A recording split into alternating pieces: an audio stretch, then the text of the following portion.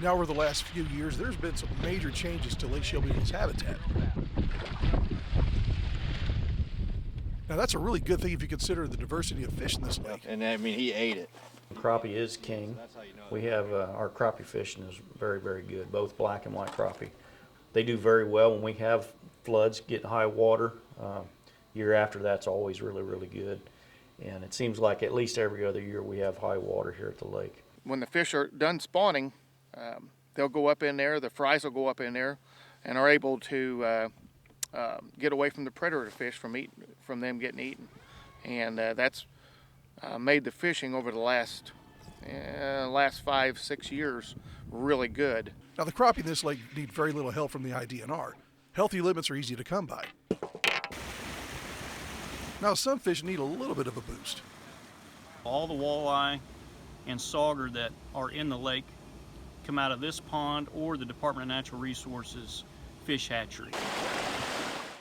A joint effort between the IDNR and Corps of Engineers ensures a healthy population of these fish.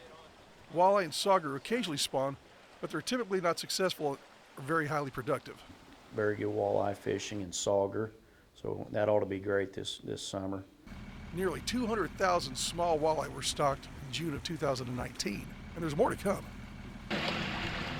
Now, smallmouth bass are no stranger to the Kaskaskia River system. Now, they flourished here long before the lake was impounded. We still have quite a good population below the dam, but they haven't really done very well in the actual lake itself. Now, last fall was the most successful stocking of the lake, with around 30,000 fish and about 4,000 below the dam.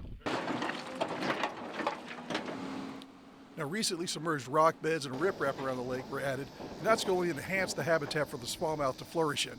While many fish species are doing well, now there's a few that have been affected by disease. We had largemouth bass virus hit us a few years ago, and it hasn't really recovered. You know, biggest tournament fish that we see are probably 5 to 6 pound range. Our white bass was same type of deal. They got hit a few years back.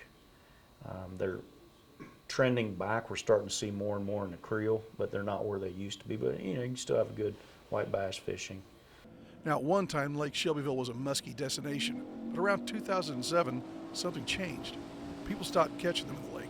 Musky has been pretty poor. You know, we're still stocking them, but we're not seeing any great numbers of musky when we're doing our fall fish surveys. We are seeing, you know, down below the dam itself is still a very good place to catch big musky. You know, there's fairly concentrated down there, and we have good fishing for them. In 2002, the state record was caught below the spillway.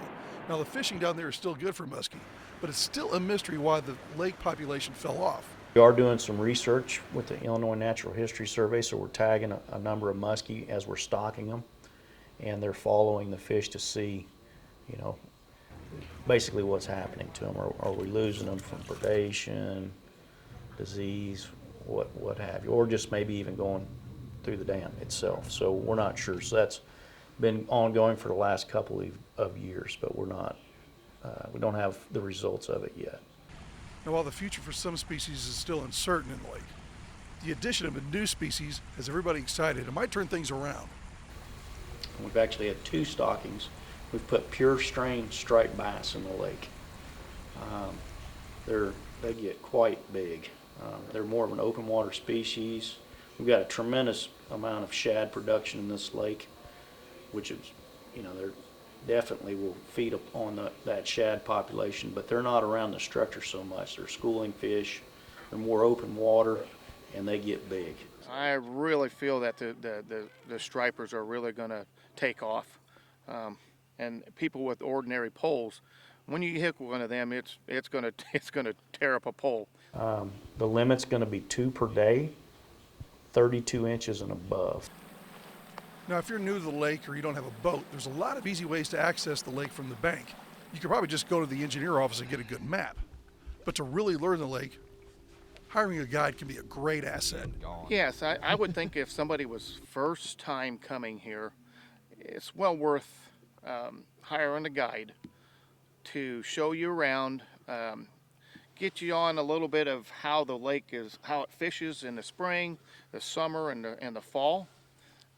I believe, people will benefit from it. Yeah, I mean, that's how I operate. People call me, I tell them exactly how it is. Same way with Cleveland. If you call us, we're going to tell you how the fishing is. And, if it's on fire, we're going to let you know and get you down here. We're going to put you on fish.